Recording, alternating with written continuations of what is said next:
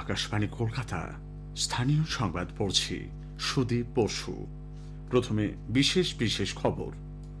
ভারত ও পাকিস্তানের মধ্যে সংঘর্ষ বিরতি, স্থল, জল এবং আকাশ তিন ক্ষেত্রেই সামরিক অভিযান স্থগিত রাখবে দুই দেশ।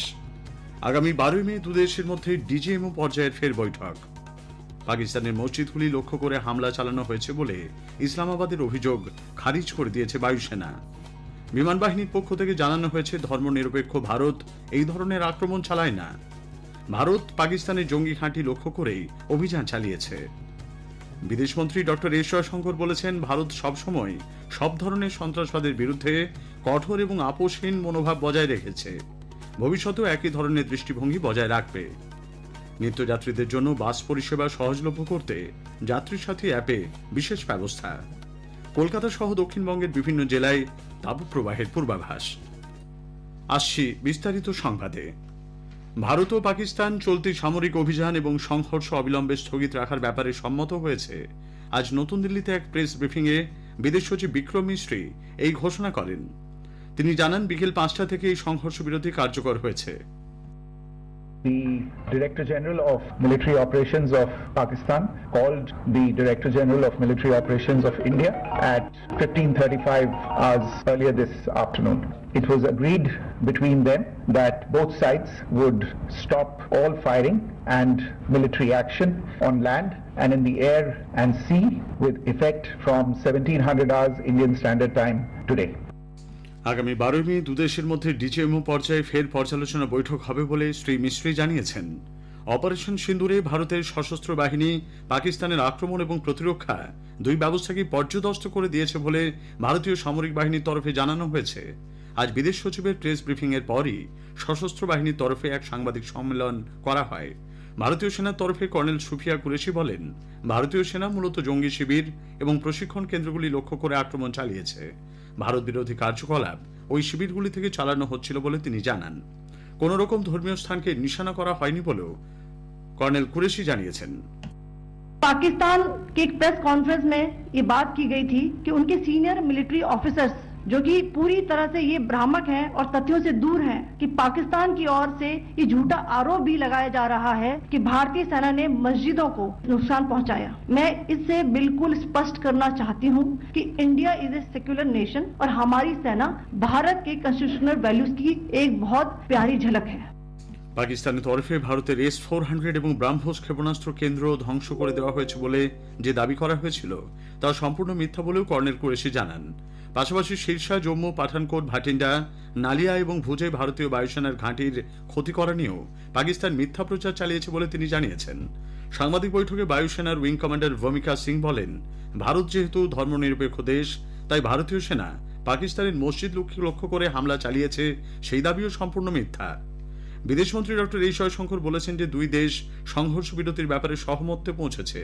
এক সোশ্যাল মিডিয়া পোস্টে তিনি জানান, ভারত সবসময় সব ধরনের সন্ত্রাসবাদের বিরুদ্ধে কঠোর ও আপোষহীন মনোভাব বজায় রেখেছে, ভবিষ্যতেও ভারত এই ধরনের দৃষ্টিভঙ্গি বজায় রাখবে। ভবিষ্যতে যে কোনো রকমের সন্ত্রাসবাদী কার্যকলাপে যুদ্ধের সমতুল বলে গণ্য করা হবে বলে ভারত আজ জানিয়েছে। এই ধরনের সকল প্রয়াসের উপযুক্ত জবাব দেওয়া হবে বলেও স্পষ্ট জানিয়ে দেওয়া হয়েছে। টানা কয়েকদিন সংঘর্ষের পর দুদেশের মধ্যে আলোচনায় পাকিস্তান অবশেষে মাথা নত করতে বাধ্য হয়েছে।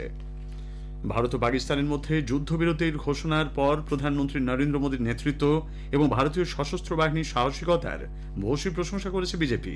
বিজেপির আইটি সেলের প্রধান অমিত মালভিয়া এক বিবৃতিতে বলেন, পাকিস্তান প্রধানমন্ত্রী মোদী এবং সাহসী ভারতীয় সেনাবাহিনীর প্রতি হৃদয় থেকে কৃতজ্ঞতা জানায় তাদের অটল সংকল্প এবং সাহসের জন্য।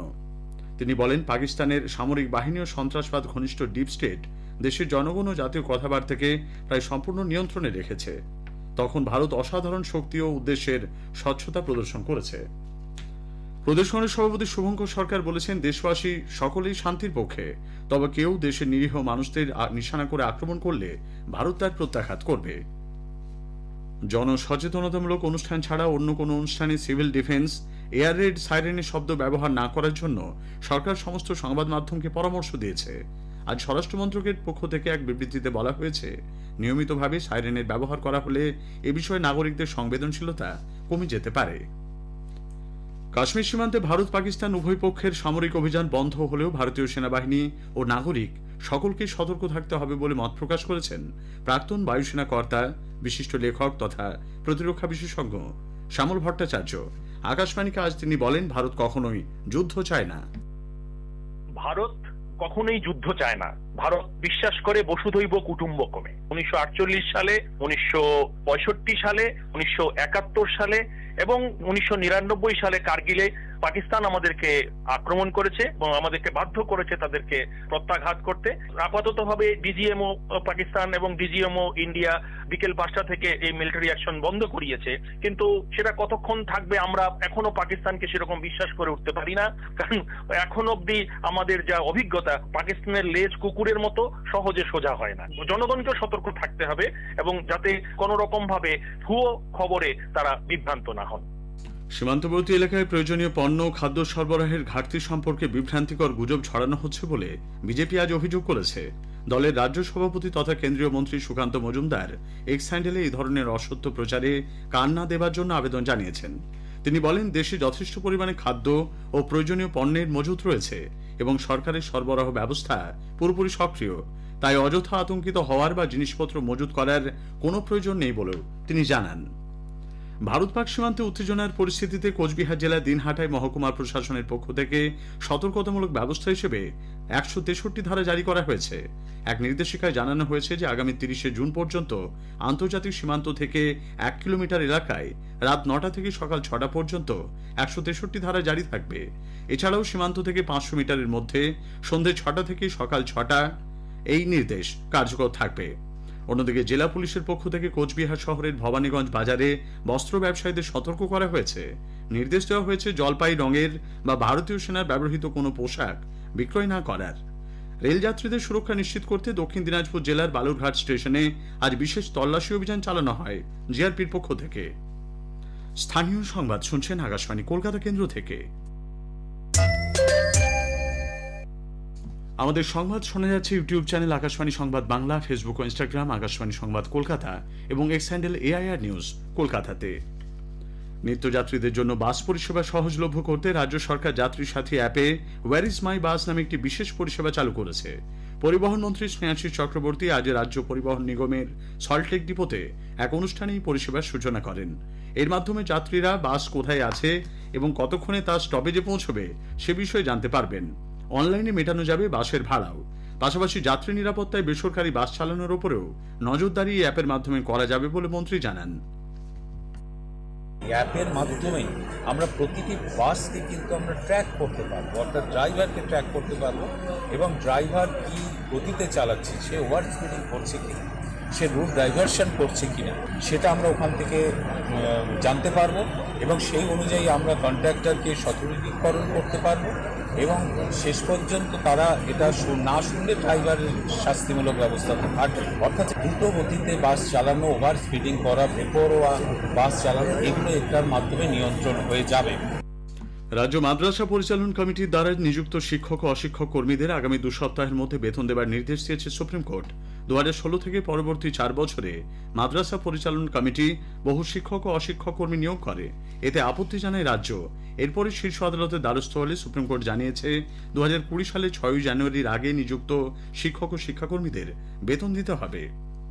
শান্তিনিকেতনের সোনাঝুরিতে নিত্যদিনের হাট সেখানকার স্বাভাবিক পরিবেশ নষ্ট করে দিচ্ছে, এই অভিযোগে দায়ের করা একটি মামলায় জাতীয় পরিবেশ আদালত 4 সপ্তাহের মধ্যে রাজ্য সরকার ও দূষণ নিয়ন্ত্রণ পর্ষদের বক্তব্য জানতে চেয়েছে। পরিবেশ কর্মী সুভাষ দত্ত এই মামলা দায়ের করেন।